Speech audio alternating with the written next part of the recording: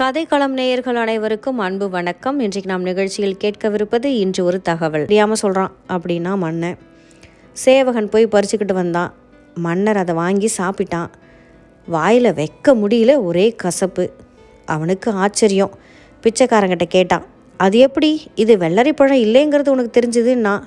அவன் சொன்னான், ஐயா, இது 4 பேர் வந்து போகிற இடம். அது வெள்ளரி பழமாக இருந்திருந்தா வரவங்க இவ்வளவு காலம் அது விட்டு வச்சிருக்க மாட்டாங்க. அதனால தான் அது வெள்ளரி பழமாக இருக்க முடியாதுன்னு நினச்சேன் அப்படின்னா. இப்படி எந்த ராஜாவும் கொடுக்க மாட்டாங்க அப்படின்னா. அதுக்கப்புறம் தான் அந்த ராஜா உண்மையை சொன்னான். ஐயா, நான் பரம்பரை ராஜா இல்லை, உன்னை மாதிரி பிச்சை எடுத்துக்கிட்டு இருந்தவன் தான். இந்த நாட்டு வழக்கப்படி அரண்மனை யானை என் கழுத்தில் மாலையை போட்டுட்டுது, அதனால் ராஜாவாயிட்டேன், அவ்வளவுதான்.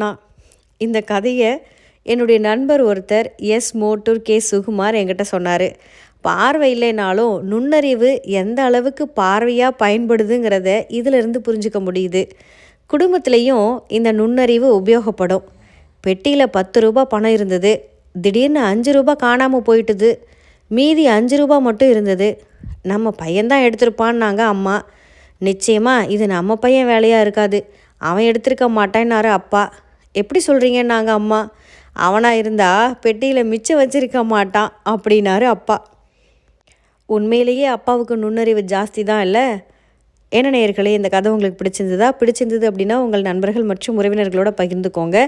உங்களோட விமர்சனத்தை பதிவிடுங்க. நினப்பா கதைக்களம் வலையொலிக்கு சப்ஸ்கிரைப் பண்ணிடுங்க. மீண்டும் மற்றும் ஒரு பதிவில் சந்திப்போம். அதுவரை உங்களிடமிருந்து விடைபெறுவது காயத்ரி இளையராஜா. நன்றி, வணக்கம், வாழ்க வளமுடன்.